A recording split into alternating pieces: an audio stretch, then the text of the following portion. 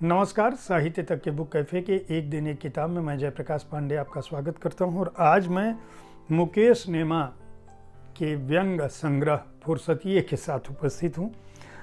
यह अपने आप में बड़ा ही अनूठा व्यंग संग्रह है। मुकेश नेमा अपना परिचय जिस रूप में लिखते हैं वो लिखते हैं कि सन 64 की बरसाती रात में 10 दिसंबर को केसली जिला सागर में पैदा हुआ। केसली इसलिए क्योंकि पिता वहाँ सरकारी नौकरी कर रहे थे। नौकरी बदल कर वह खंडवा चले गए, इसलिए शिक्षा दीक्षा खंडवा में हुई।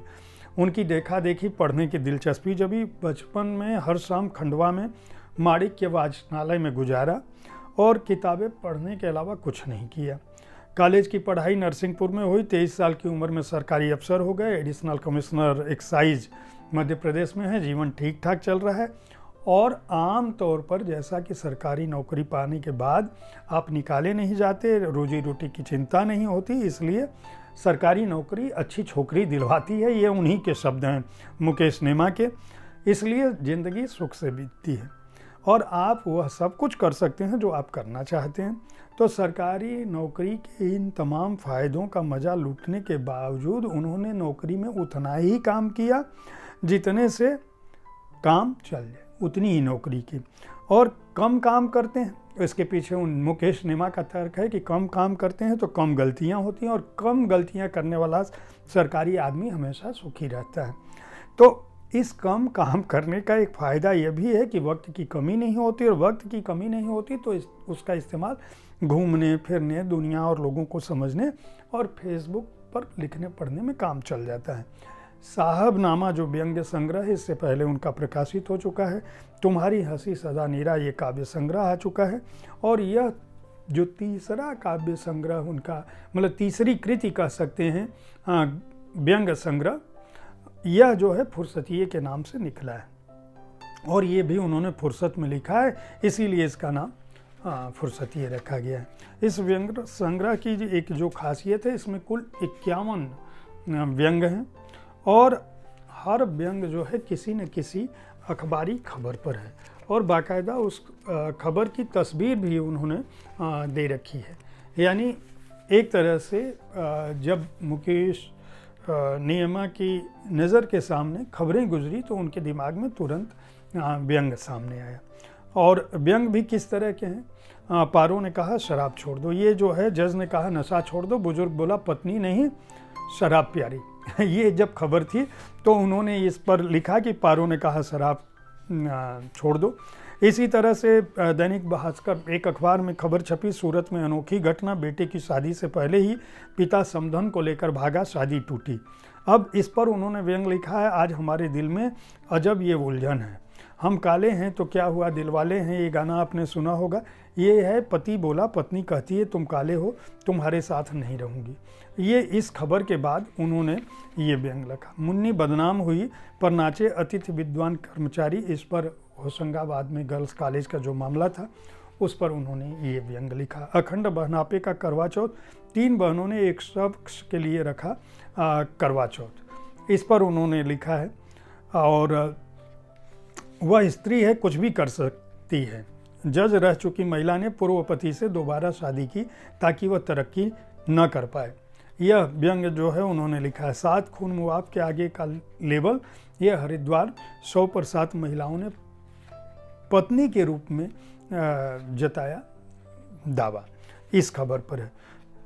शक्की पति के व्यवहार से आहत पत्नी का दर्द, मेरी जासूसी के लिए घर में पाल ली मकड़ियाँ, जाला टूटने पर देनी पड़ती है सफाई, स्पाइडरमैन पति।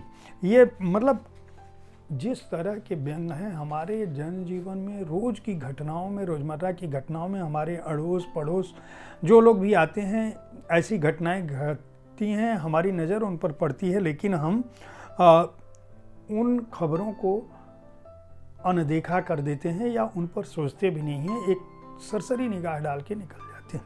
मुकेश नेमा की खासियत ये है कि वे व्यंग के माध्यम से हमारे समय और हमारे समाज पर कटाक्ष करते हैं, और कटाक्ष ऐसा जो सोचने के लिए बाध्य कर दे। सुनने में ये खबरें आम जैसी लगती हैं, हमने आपने सभी ने इन खबरों को पढ़ा होगा, लेकिन शायद ही किसी को यह समझ में आ रहा हो कि इस पर इतना चुटीला, इतना करारा व्यंग किया जा सकता है। इन व्यंगों का उद्देश्य केवल आपका मनोरंजन करना या कहानी की शक्ल में आपको कोई बात बताना नहीं है, बल्कि एक जीवंत समाज के लिए बतौर नागरिक आपको जिंदा रखने और आपको सोचने के लिए बाध्य करने के लिए बहुत ही महत्वपूर्ण व्यंग इस संकलन में शामिल हैं।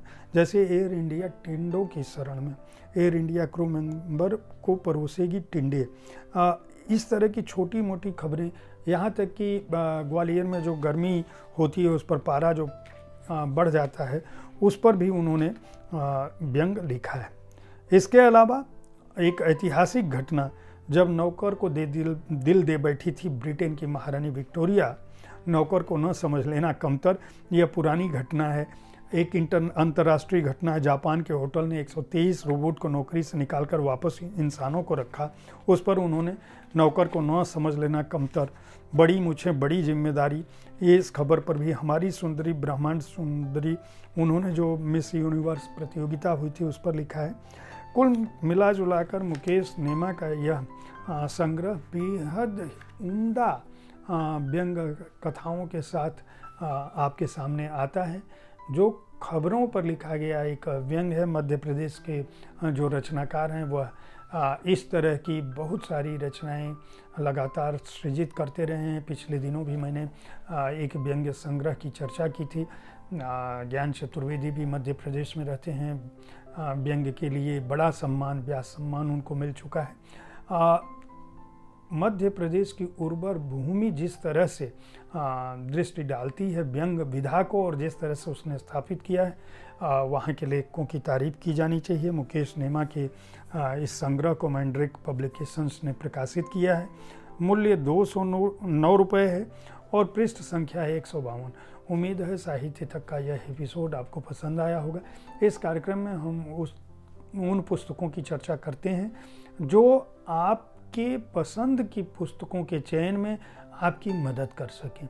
मेरा उद्देश्य आपको पुस्तकों की जानकारी देना और वो पुस्तक कैसी लगी मुझे उसके बारे में बताना है। कल ठीक इसी समय ऐसी ही किसी एक पुस्तक के साथ मैं फिर मिलूंगा। देखते रहें साहित्य तक। धन्यवाद।